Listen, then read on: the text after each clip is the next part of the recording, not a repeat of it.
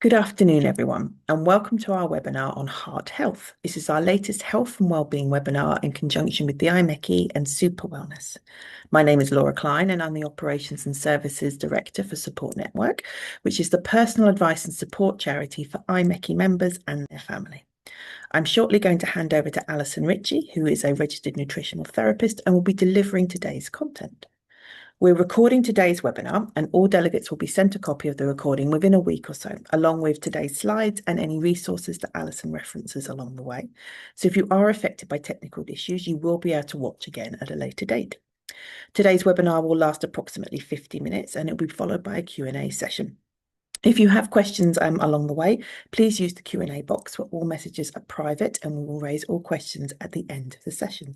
You're also welcome to use the chat box if you wish, but be careful who you're sending your messages to there. If you want them to be private, you need to send them to hosts and panelists. If you want everyone to see, then you need to select everyone from the drop-down menu.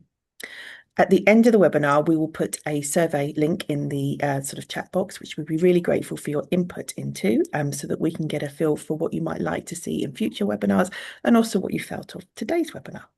Brilliant. Thank you. Alison, over to you. Brilliant. Thank you, Laura. Okay, so welcome. We're going to talk about heart health today, which is one of my favourite subjects, and you'll see why as we go through. So just to briefly introduce myself, as Laura said, I'm a registered nutritional therapist, have two main roles really. One is doing corporate work such as this, so doing presentations, doing food demos and different activities in various businesses with Super Wellness. So working really across a large spectrum of different organisations, a lot of rail work, but also some banks and other businesses in London. And then I actually run my own private clinic here in Twickenham, where I'm based, where I specialise in supporting health and hormones, so mainly women that I see, but that still makes this a very important webinar, and you'll see why.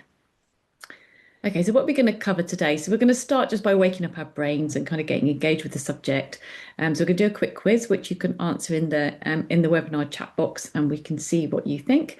And then we're going to do some of the science stuff. So we're going to talk a little bit about kind of what cardiovascular disease is, and get the kind of overall picture about what's the landscape we're looking at, and think about the symptoms and subtypes. And then we're going to talk about risk factors, because obviously that's quite key. And then along the way, we're going to be exploring some myths. So there are some things that we've kind of taken as read because we hear them bandied around all the time. And I'll just be kind of questioning those and saying, what's the truth here? And then we're getting to the really practical part. So once we've done the science, we'll start thinking about what can we actually do to make sure that we're as healthy and looking after our hearts as best as possible. And we've got 6 ideas. So what I really encourage you to do is, as I go through the information, if something kind of resonates with you, or something seems just to catch your attention, make a note of it, because we can always come back to it, or that might be where to pay the most attention. So I'm not expecting you to take on board every piece of information that I'm giving. It's really important that you kind of pick the things that work for you or where you want to start. Okay. So I've got the chat box open, I can see that, and you're welcome to type in there if you want to put an answer to this. So just throw at me kind of what do you think we should all be doing on a daily basis to protect our hearts? So kind of what's the kind of common sense stuff that we know?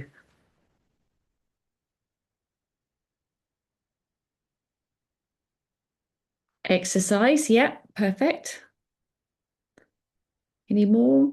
Or things not to do? Eat well, yeah, absolutely. Definitely going to cover that one. High intensity exercise. We're definitely going to talk about exercise and movement, yeah. Reduce stress, that's a great one. Absolutely. Thank you, Peter. Yeah. Anything else we should avoid?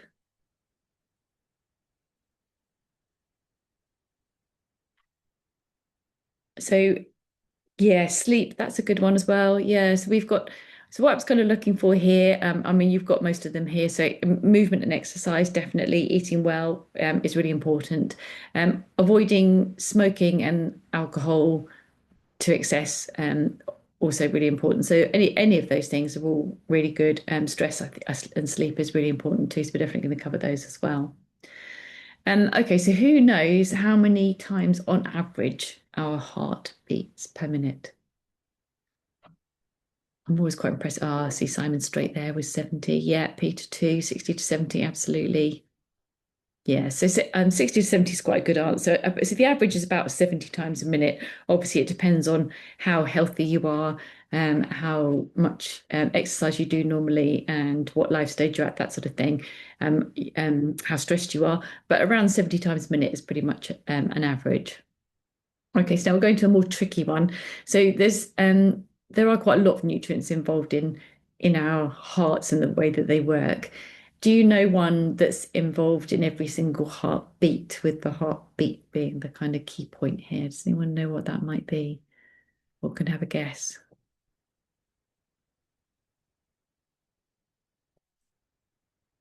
I'm looking for a mineral. Any guesses? Iron, good guess. Yeah, it's not what I'm looking for, but yeah, that's definitely one of them. So I'm looking for potassium in this case. So potassium is really involved in kind of the electrical part of the heart, or the heartbeat. Um, so it helps muscles contract, and obviously the heart is a muscle. So if you have a low potassium level, that can lead to muscle weakness and cramp. So that's something that we'll be talking about as we go through. And then this is quite a fun one. I worked in the oil industry for many years, and I'm still not really good with gallons. But how many gallons of blood does your heart pump per day? Just have a guess. 50, more than that. Yeah, no, more. We're going much more than that. 100, yeah, we're getting nearer. So it's actually 2,000 gallons of blood. And for those of you who are like me and aren't very good with kind of imagining what that might be, I apologize for this dreadful picture, but when I was presenting this webinar, someone sent me this picture.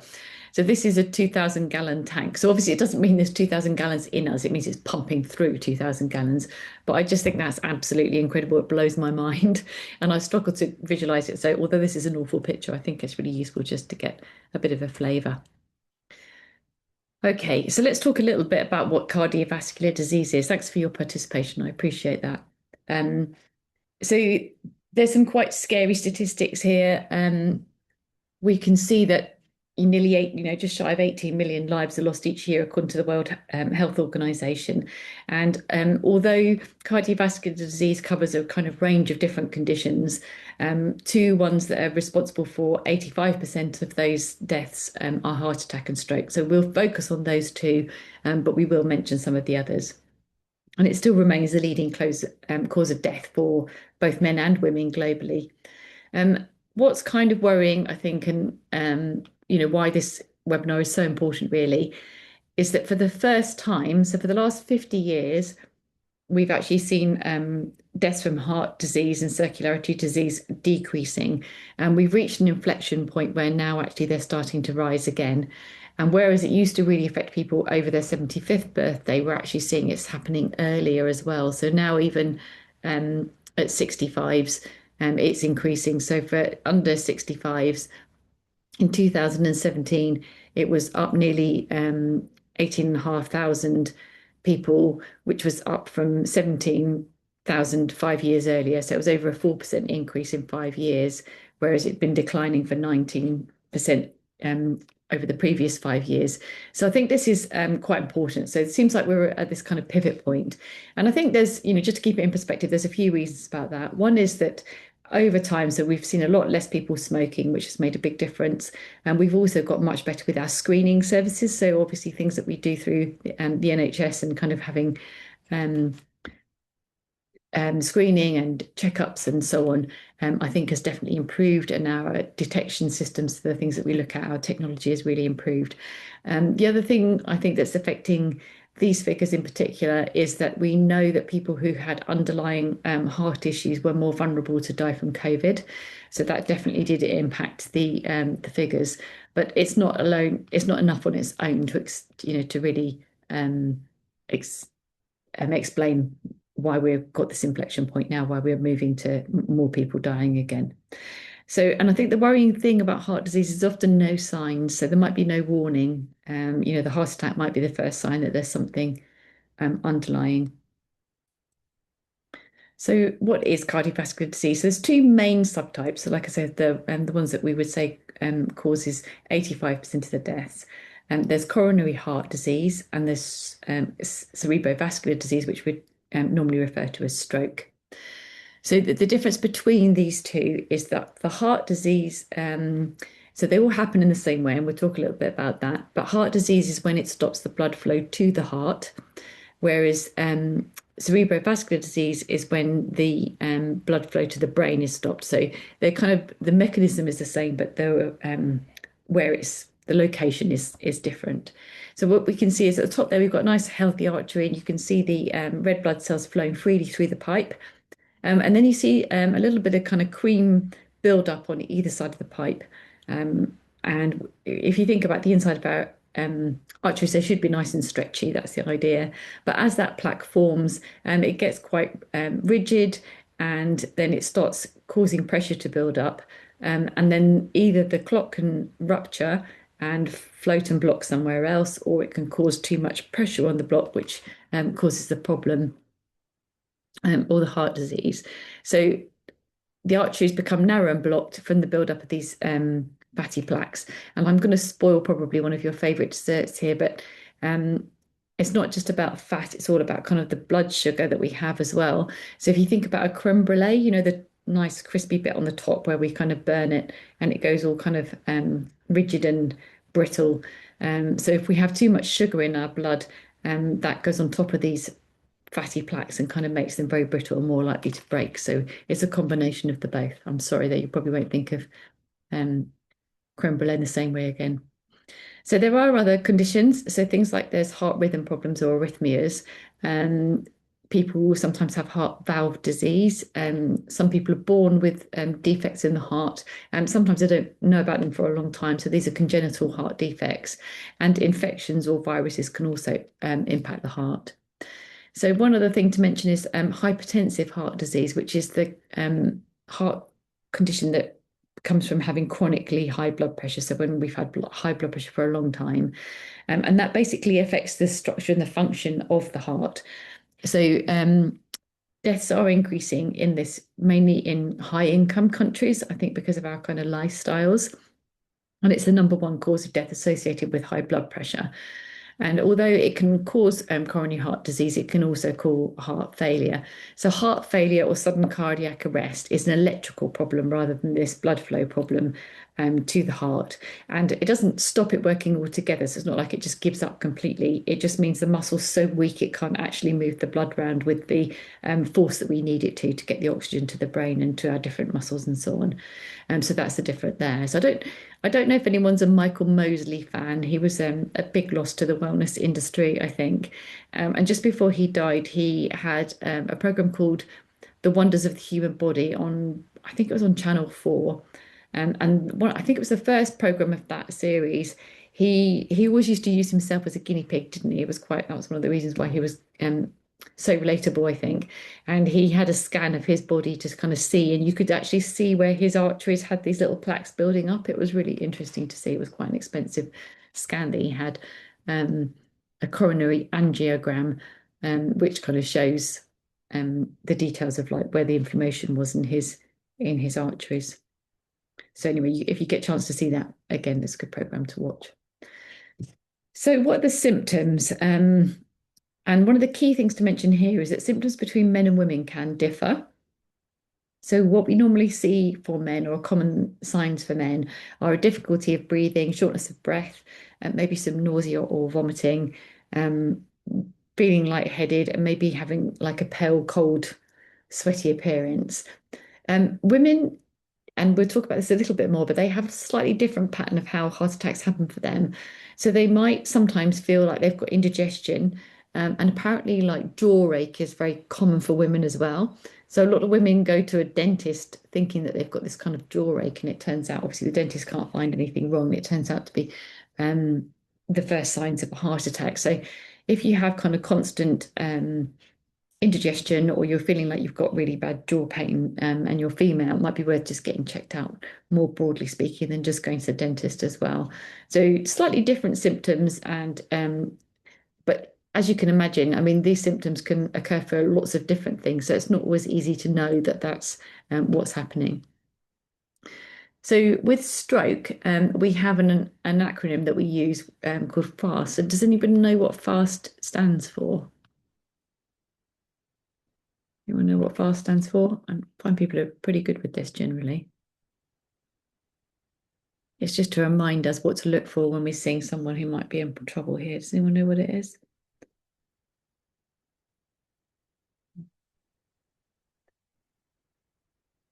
So the F stands for face.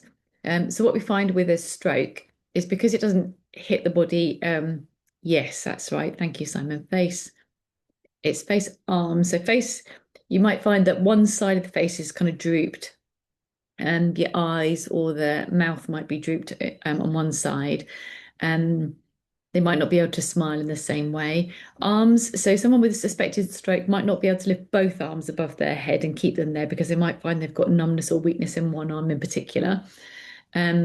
Speech is they might look like they're awake or they're kind of with you, but their speech might be slurry or they might be struggling to get their words out or understanding you. And then T is for time, so that means it's time to call 999 and get those and get some support.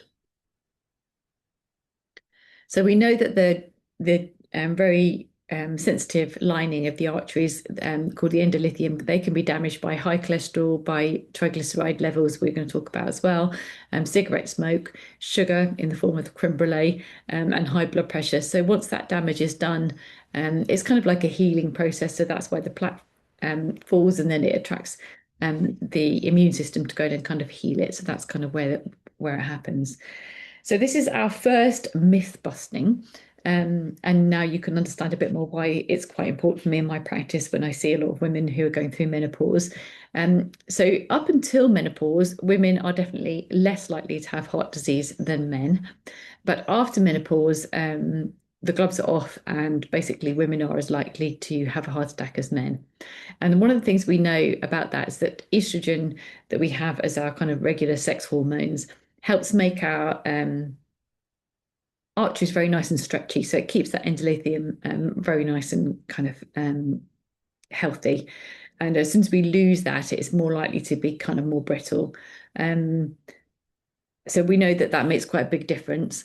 And what we also know is that the way women have heart attacks, so men tend to get one kind of big plaque that builds up and blocks the blood flow to the heart, whereas women get like a series of smaller plaques building up in the lower, which is why their symptoms may come on a bit slower, where it might be things like indigestion or jaw ache. So it's quite interesting in the way that our hormones play a different point of how it kind of works in the difference between men and women. So we know that estrogen also helps us because estrogen is made from cholesterol. It also helps keep our cholesterol low as well. So after menopause or going through menopause, sometimes we can have much higher risk of that, higher cholesterol. So, what are the major risk factors? So, you can see here there's a number of factors. I'm sure most of these aren't a surprise to you. So, high blood pressure is definitely one. Dyslipidemia just basically means that you have an imbalance of fats in your body. So, that comes out on a if you're doing a blood test with a doctor, you'd get that picked up on. So it might be high cholesterol or high triglycerides, something like that. So we said about blood pressure, we talked about smoking and drinking, recreational drugs. And we did also mention that obviously as you get older, you're more likely to get it. And then diabetes, because we talked about the blood sugar. Do you remember what I said about, the more sugar you have in the blood, the more likely the little plaques go crispy and kind of can move around the body.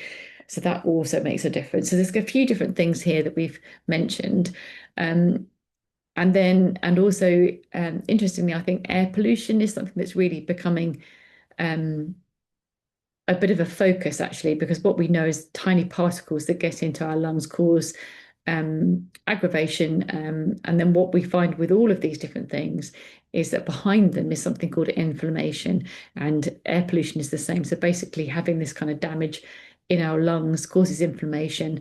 And what happens with inflammation is an absolutely normal thing. So when you cut yourself and you get a wound, your body sends information to the rest of your body and saying, I actually need some work here. So I need the cavalry to come in and clear up this infection and heal this wound that I have. And so it might go red and pussy and it might be a bit inflamed. But what happens is this is kind of like low grade inflammation. So it's not in the same way as a wound, but it's slowly just keeping the immune system on the alert.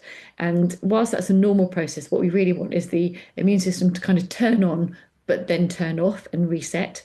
With these sorts of things, all these things on the list, is that they're keeping that immune system on the go all the time. So it doesn't get the reset time. And that's when things start to go wrong.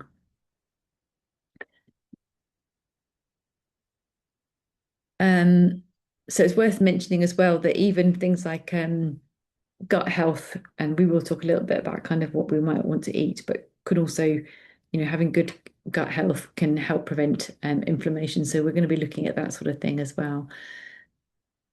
So air pollution seems to be associated with strokes. And Ford, so there was a study where they were looking at the risk of strokes across 6 million people across the world, and they did show that having high levels of air pollution could make a difference to that. So we know that that is quite important. And then the other reason we know that inflammation is so important is that we've got a couple of large clinical studies that have been done on this, and they've looked at so they were giving people, so there was one study where people who'd already had a heart attack, they were given a drug that reduces inflammation, and that brought down the risk of a secondary heart attack and the risk of cancer significantly. But the good point about that is that we know through diet and lifestyle is that we can also influence, we can bring down inflammation. So that's what we're going to focus on with our 6-point plan. Tom, that is a good question. So Tom's asked, what's the respective relevance of each of these risk factors? And I don't know the answer to that off the top of my head, but I certainly will have a look for you. Okay, so in terms of our 6-point plans, this is where we're getting onto the more practical side. So like I said, as we go through this, if there's something that kind of that you have in the back of your mind that you could do better, and I kind of mention it, then probably that's where to start with these. So what we're going to do is we're going to talk about plants and what plants do for us and how they help with our heart health. We're going to talk about tummy fat and why that's important.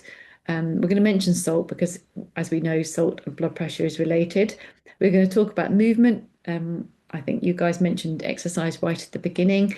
And we're going to talk about stress levels, and then we're going to talk about sleep, all of which you mentioned. So you are right on the case here. And we're going to go through some kind of really practical ways to deal or to help ourselves with this.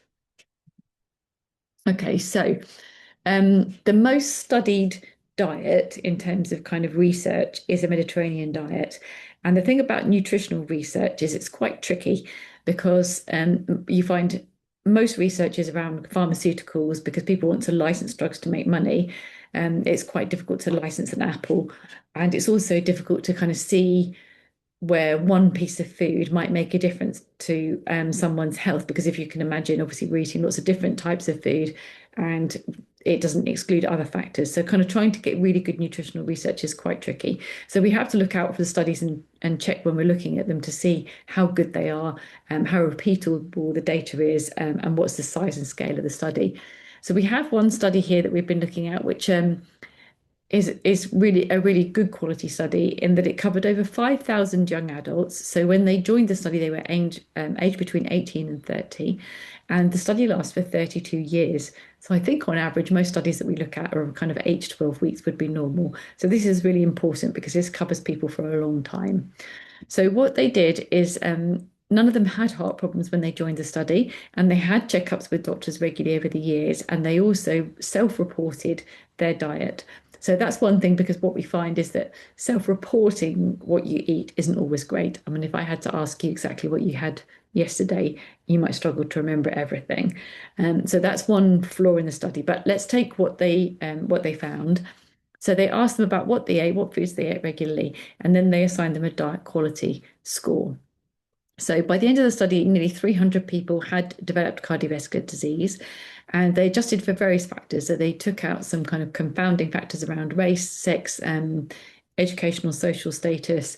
And what they found is that people with most plants in their diet who had a higher diet score were 52% less likely to develop heart issues than those people with the least amounts of plants in their diet.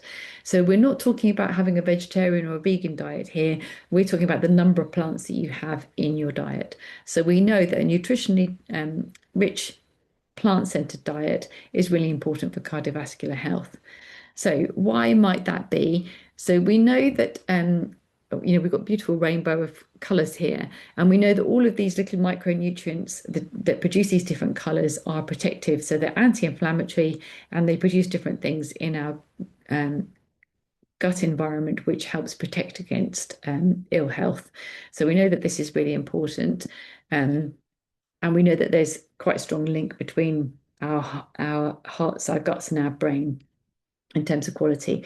So what we need is good fiber to kind of cope with the cleaning of the system, if you like. And fiber comes from the stuff that we find hard to eat. So our gut bugs like the stuff that we find hard to eat, and it also does the clearing out for us, if you like, the detoxification. So, when you're munching on an apple, you want to eat the skin because that's kind of a bit tough. And the gut bugs will love that. And also it will help with your detoxification. So we know that in the Mediterranean diet, they have lots of colour and variety. They do eat lots of local vegetables, and they eat pulses and beans regularly. They have a high quantity of fruit and vegetables. They eat nuts and seeds. So I think all of those are kind of important factors when we're thinking about Mediterranean diets. I do think it's also worth thinking about how. So I mean, we are talking. I don't know how common it is amongst the Mediterranean people how they eat now, because most people work in offices like we do. So we're talking about kind of like a classic Mediterranean diet, if you like. But I do definitely think when I kind of imagine a Mediterranean diet, I imagine a long table with family all chatting and having dinner together. And I think that that's also quite important. So in terms of stress release and kind of engagement and social support, there's more to the diet than just what we eat. I would say is quite important. So what we do also know is that the Mediterranean diet is also includes quite regular olive oil and good quality olive oil in the diet because it's local for them. And we know that olive oil has a lot of benefits that can impact on our heart. So the predominant fat in olive oil is oleic acid, and long-term studies show that this lowers inflammation, protects LDL cholesterol from oxidation, and improves the lining of our blood vessels. So we know that it's really a really good thing. So it has these polyphenols, it has these kind of tiny micronutrients, as well as the actual type of fat that it has in our body, which is all really good as an anti-inflammatory. So quite good to bear in mind that having some olive oil in your diet is quite useful. And I think sometimes a little bit on your vegetables is also quite important because it helps us absorb our fat soluble vitamins. So things like vitamin D, vitamin A, vitamin K are fat soluble, and so having a little bit of oil on our vegetables can help us absorb it.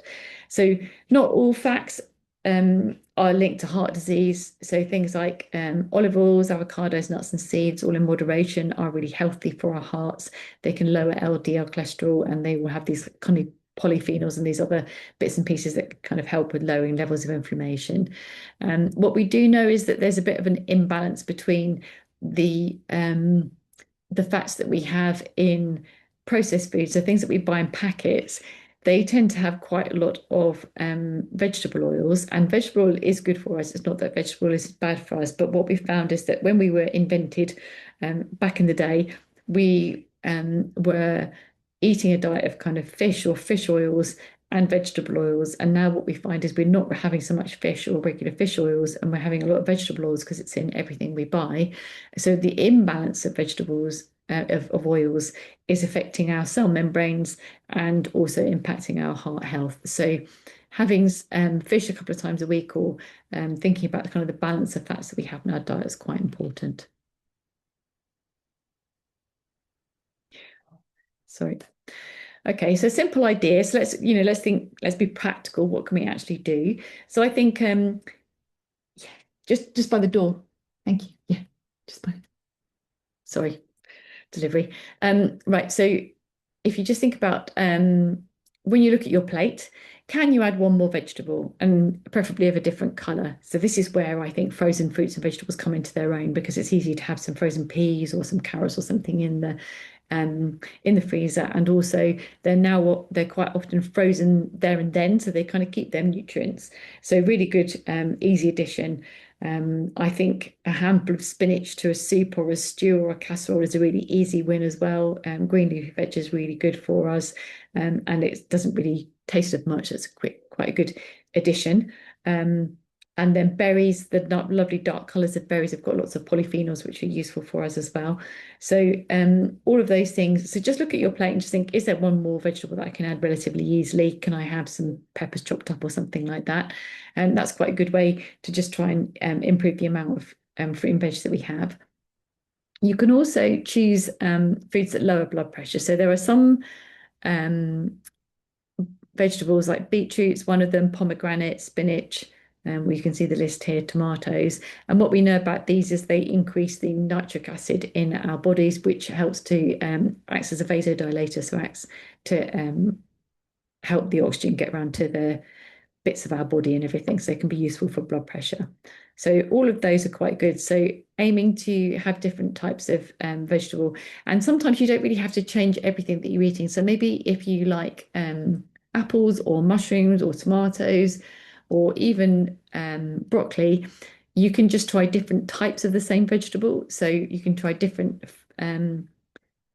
types of apple or types of mushrooms or types of tomatoes, going for the big beef tomatoes or the cherry tomatoes or the kind of medium-sized ones. And all of those have slightly different packages of vitamins and nutrients in them. So just having the diversity is really important for gut health. Same with cabbage. If you like a bit of cabbage, sometimes have purple cabbage, sometimes have white cabbage, sometimes have Savoy cabbage. You can mix it up without having to completely reinvent your meals or try totally different vegetables. Okay. Um, so what we find is we've got two types of fat in our bodies. We've got the fat that sits just under our skin, which is what we call our subcutaneous fat. And then we've got fat that's around our organs. And the way I kind of think of the fat around our organs is, if you imagine, I mean, luckily we've got a beautiful day today, but you think about the winter when you've got a big coat on. So you feel nice and cozy, you've got a big coat on, but maybe you're not as flexible as you would normally be. So you're not able to kind of move or um, to move yourself around in the same way. And it's the same thing with visceral fat. So when we've got fat around our organs, it makes the organ less efficient, so it's less able to kind of get around its duties. So we know that that's more associated with things like heart disease, with high blood pressure, with diabetes.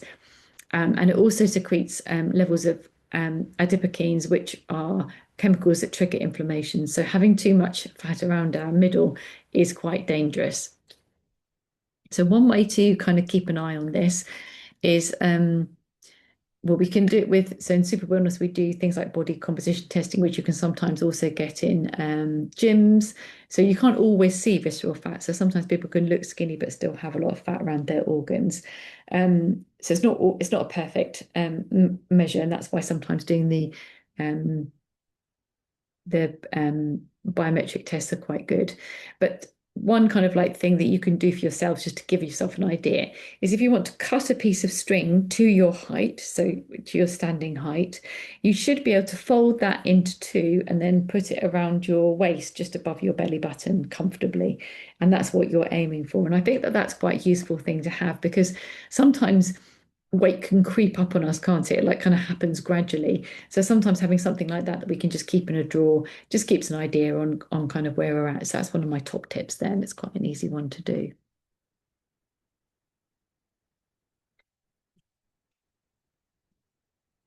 Yes, absolutely. Checking on your trousers and whether they still fit is a good way. Like how your clothes fit, I think, is quite important. It's certainly more healthy than necessarily kind of fixating on numbers or weight.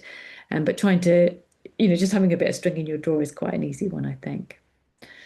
So thinking about added sugar, so we know that, we talked about the creme brulee action, and we know that people who have more sugar tend to have more visceral fat. And the reason for that is our bodies are so efficient and clever. So they will do the simplest thing. They will just do whatever's easiest. So if we're having something that's quite easy for us to digest, like some simple sugars, so it might be fruit juices or sweets or something baked, then our body just gets that and says, oh, this is really easy. I'll just store that. because I don't have to process it or move it around.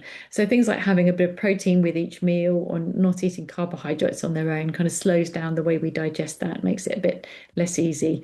Um, and also, the tip about kind of just going for a walk after you've had something to eat, which basically sends the message that your muscles need the energy rather than kind of storing it. Those are all kind of useful things, really, because otherwise our body will be really efficient and just hang on to the fat around our liver. And then watching things like fizzy drinks. So fruit juices, the problem with fruit juice is that the sugar is quite easily available to the body. So if you're eating an apple, you've got the fiber, you've got to chew on it. It takes a bit more time to digest. Whereas if you have an apple juice, you're obviously just taking the sugar straight into your body. So watching things like too much fruit juices, fizzy drinks, sweets, processed products, like I said, such as cakes, biscuits, and pastries, and maybe, you know, mixing up what you drink. So you can choose sparkling waters, or there's some nice teas around as well. Coffee in the mornings, maybe. And like I said, having protein with your snacks or with your meals just means that actually it's digested quite a bit more slowly because protein takes a bit more time to break down. So I think, for example, if you do like have a sweet tooth, maybe have it at the end of a meal and then it goes down with everything else rather than having it on its own. Might be a good tip.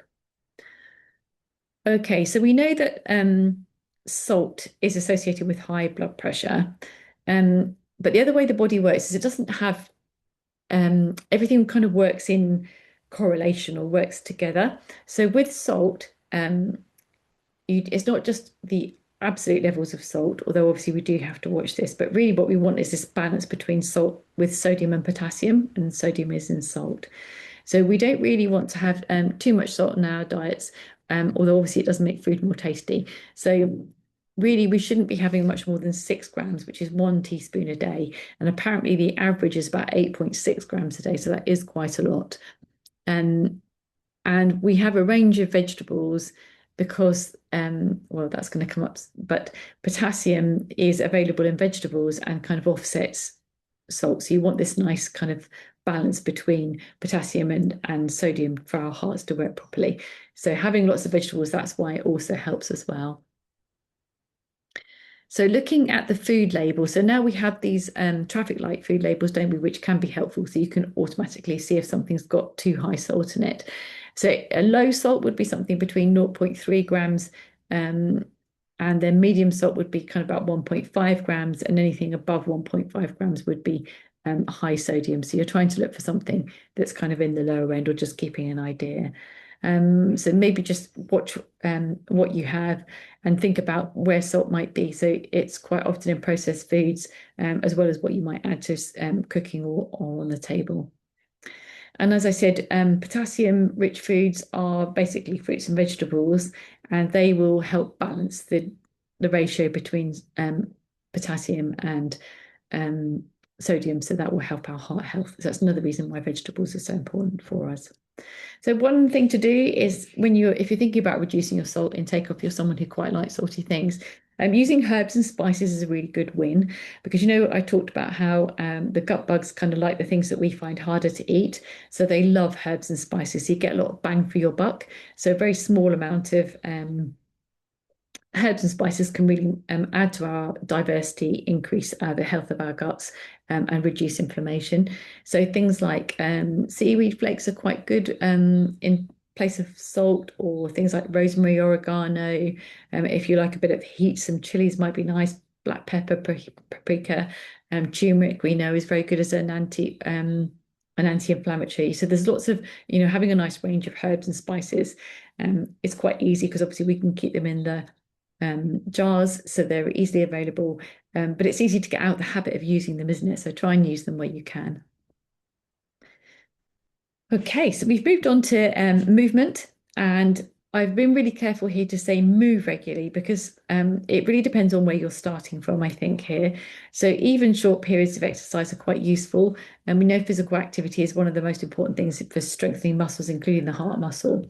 And there was another study here which I thought was really quite interesting, where 14,716 participants were randomized to a physical activity intervention. This was across 57 different studies. And there was no exercise, no statistical differences between exercise and drug interventions in the protection of having a secondary heart attack, so a heart attack after another one. So that means that basically exercising was as effective as having kind of drugs. That just shows you how powerful it is. And we're really talking about movement here. So I think it's really important to do what you enjoy. I do find people sometimes think of it as a bit of a chore. So if they think they have to go to the gym, I'm sure that takes away some of the benefits. So I think finding something like thinking about what you used to enjoy or what kind of environment you enjoy is really important. So for example, I'm quite a sociable exerciser. So I do my weights classes and I play tennis and I run with my friends. And that for me, well, firstly, I've got to commit to that time and go out with someone else. So I can't just decide I don't fancy to do it and not bother. And I like the kind of buzz of doing it with other people. My best friend is really into the Peloton. She has a room where she shuts the door and she does her Peloton to herself, and that's how she motivates herself and keeps going. So thinking about kind of what is it for you that gets you moving? Do you like to be outside? In which case being in a gym probably won't work for you, but maybe running or doing some tennis or something might be. So what is it that you enjoy that might be useful for you? So what we see, so one of the questions was around the types of exercise. So what we find is movement's really important, and aerobic exercise, which is when it makes us slightly out of breath, is definitely important and valuable for heart health without a doubt. And so we know that that's really important. We also find that resistance training, which is when you're strengthening your muscles, so you're doing something like squats or resistance bands or working in water when you're against resistance, that increases our muscle strength, which also helps our heart. And best of all, if you do a bit of both, you get double the benefit. So it's really worthwhile doing both of those if you can. And I think the good thing about doing resistance training or weight training is you don't need long periods to do it. So whereas to go for a walk, you might need a good period of time to go for a decent walk. But for doing weights or something, even a 20-minute session can be really valuable if you do it a couple of times a week. So anything aerobic is something that improves circulation. So we know that that helps to lower blood pressure and helps the strength of our heart. So things like walking, running, cycling, tennis, something like 30 minutes 5 times a week is a really useful kind of gauge. I also think as a nation, we've kind of got into this habit of doing a gym session or a session of exercise and then sitting sedentary at our desks all day, where actually what we've found is that moving across the day is really useful. So don't just try and put everything in one session. Maybe get out and have a walk around the block or do a few squats or just go and walk around the garden or whatever it might be that just gets you moving, do a few stretches, can be really helpful during the day. And actually, if you're looking at losing weight, I think resistance training is really important because muscle is very energy hungry. So increasing your muscle does tend to offset your fat. It burns more calories. So what we know is that HIIT workouts, this is when we do these high intensity workouts, they don't take much time because you do these short intervals of like really intense workout, and then the recovery has really good benefits for cardio metabolic health. So if you are interested in that sort of thing, that can be quite useful. But equally, going for a good walk or getting slightly out of breath is also useful too. Um, and water-based activities, like I said, having that resistance, especially if you've got joint issues, that can be really helpful and really valuable for heart health. So we're going to look at another myth now. So who knows about this myth? Does anyone know where this myth of 10,000 steps a day came from? So it actually came from a Japanese company who were selling pedometers, and they wanted to kind of find something to get people hooked on this, and they came up with 10,000 a day just from nowhere. So it's not based on science or anything. Not to say that it's not a good target. That's not what I'm saying. It is a good target, but it's not actually essential. So what we found um, Oh, was it for the 1964 Olympics? Yeah, that could be a good one. So what we found is that there's a definite increase in heart health for people who do over 4,400 steps. So we know that that's kind of like the first plateau, if you like, in terms of a useful number to get to. And then there's another increase around 7,500, which is about the kind of sweet spot, if you like, which So more than that is still useful, but that's kind of the biggest next level of benefit. So as long as you're doing, depending on where you're starting from, aim for 4,400 steps, then aim for 7,500. If you can do more than that, that's great. And like I said, especially if you can spread them out during the day. Okay, so we're getting towards the end. We're on tip 5 now. So what we know is that stress is not great for our heart. And we know it can increase blood pressure. It can also lead to less helpful behaviors. So obviously, when we're stressed, we might comfort eat. I think some people, might tend to smoke or drinking to try and deal with our stress, and that's kind of quite normal human behavior. So this emotional discomfort that we feel, we tend to do things that don't really help, and we go into kind of what we call fight or flight, which basically increases the inflammatory chemicals in our body. So we do know that that's not great. So we can't directly see, there's nothing we can measure where we can directly see the relation of stress to our heart health, but we know that the impact of stress affects all the things that we know impact on our heart health. So we know that it constricts our blood vessels. So when we're stressed, our body's getting ready to run from a tiger. So it removes all the blood from unnecessary things. So it slows down our digestion because we don't need to be doing that while we're running from the tiger. It stops our reproductive health. It kind of comes away from, spends most of our blood to our thigh muscles and our leg muscles so that we can run from the tiger. And none of that's helpful for our circulation or for our heart health. So what can we do about it? So and this is one of my favorite things about health, actually, is that breathing is so important. And the beautiful thing about breathing is we can all do it. It doesn't cost anything and it's portable, and people don't even need to know. So, what we know is that breathing in, and ideally, what we want to do is breathe out for longer than we breathe in. And there's numerous different techniques to help you with this. If you Google kind of breathing techniques, there's lots of different ways. I'm sure you can find something that works for you. But I like a really simple one where we breathe in for 4 and breathe out for 6, and then just gradually trying to increase that out breath. And this is what this does is it kind of tricks your nervous system into feeling safe. So I find for people that are really stressed, sometimes breathing for a couple of minutes before they eat can be really important, can help with digestion and stop bloating and so on. It's also quite good before you go to sleep if you're certainly if you're someone that struggles with breathing and with sleeping. And then the other thing we know is, do you remember I mentioned about beetroot and pomegranate and celery? And I said that they help with nitric oxide, which is a vasodilator. We also know that breathing in through our nose has the same impact. So breathing in and out through your nose will help increase the amount of nitric oxide in your body, which is a vasodilator, so help with blood flow and getting oxygen in all the places. So how brilliant is that? I think that's fantastic. So other people do like things like meditation, which we know is really good for kind of entraining your body and getting your brain into a good space.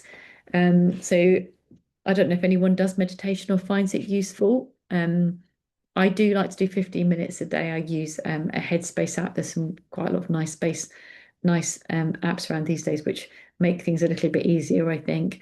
But mindfulness or ring fencing some me time each day. So, even if it's just sitting with a cup of tea and no distractions or noise and just having a bit of time to yourself, it might be doing some breathing techniques.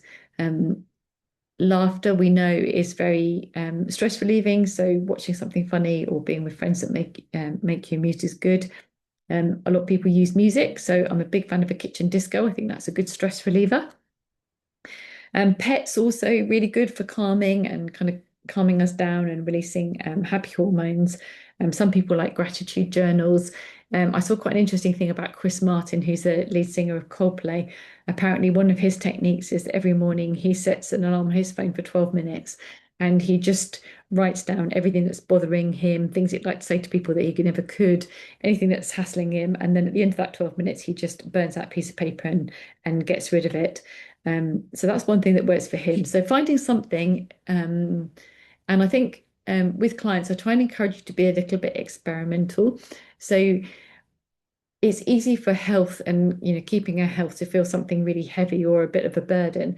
And we're all so different. So what works for your friend or neighbor might not be the same as works for you. So sometimes I think it's really nice just to be curious with yourself. So maybe give it a go. So I want to give meditation a go. So I'll try one of the apps. I'm going to do it for a month and see how I feel. And at the end of that month, if it's something that has actually worked, how do I feel? Do I feel better for it? If you think yes, then you're a lot more likely to carry on doing it. And obviously, if you don't, you won't, or you might try something different. And it just takes some of the pressure off, like having to commit to going to the gym for a year or something like that. Just pick a short piece of time. So, another good one is starting the day with a big glass of water and just do that for a week and see if it makes any difference to how you feel. So be curious and using your own body.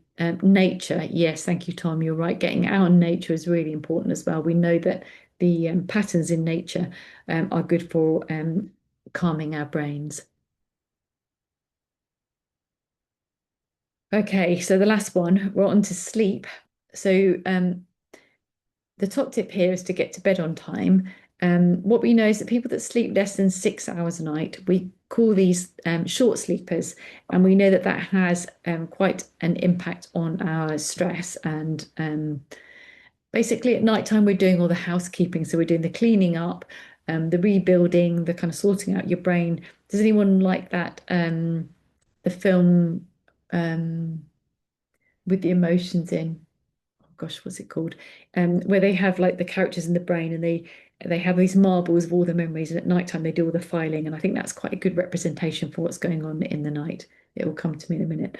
Anyway, that's quite a useful thing to think of. So think of your body as doing its kind of housework at night. So having sleep greater than 6 hours is quite important.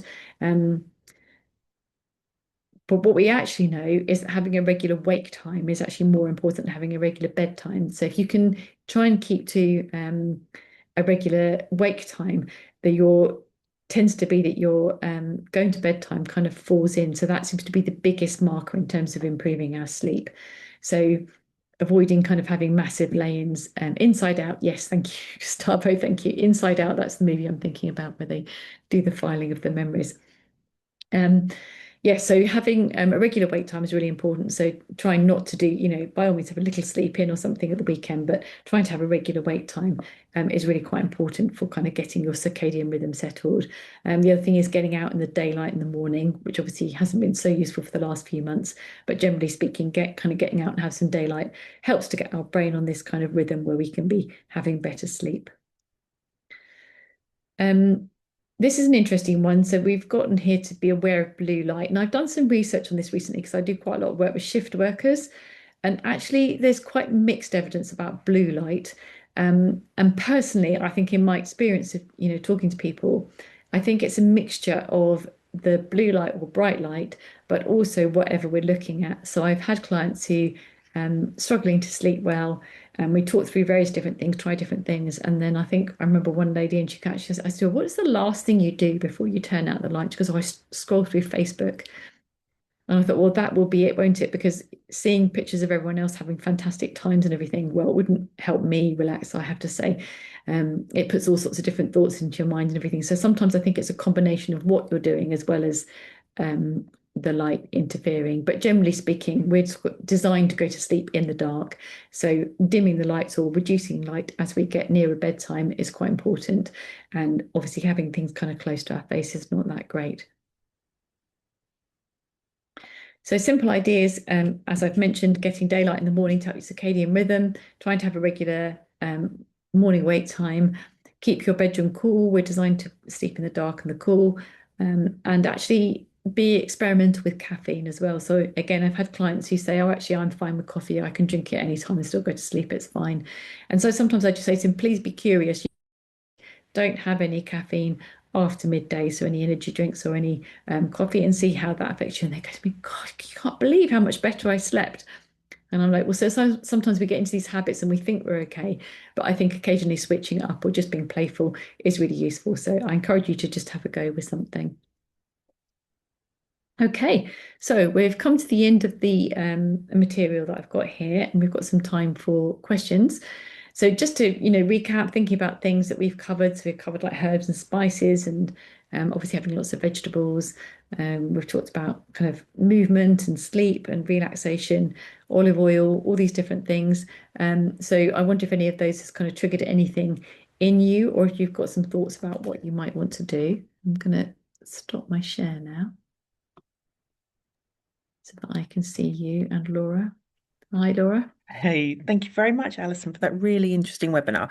As Alison mentioned, we've got time now for some questions. So if anybody does have anything they would like to ask, if you can put it in the Q&A box, or you're obviously welcome to use the chat box too, and we can pick those up.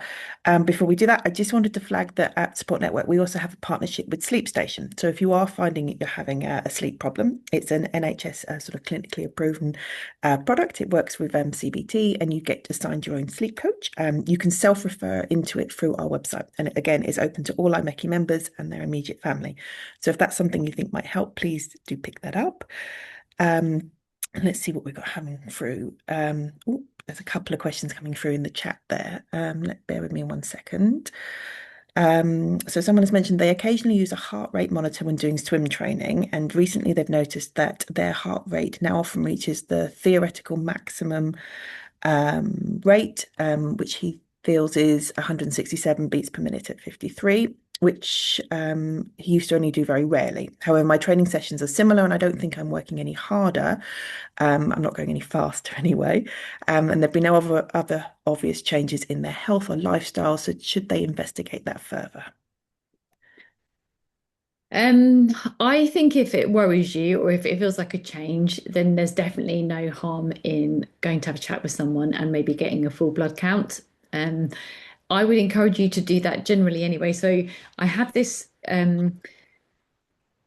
I think it's really useful to know what your normal is. I think quite often we don't go to the doctor or to have a check or a health check until we're actually unwell, and then we don't know what our regular is. So I think for people to do things like have regular blood pressure checks in different times, and because different times and what we've eaten and how well we've slept and everything will impact on our blood pressure and our heart rate. So I think kind of knowing, doing that fairly regularly or just having a check-in every now and then can be really useful because then, like you said, you can pick up on when there's changes or when there's differences. And I think that's what's so important. So I would say if it's in your mind and it's bothering you, then definitely go. Don't feel like you're wasting people's time.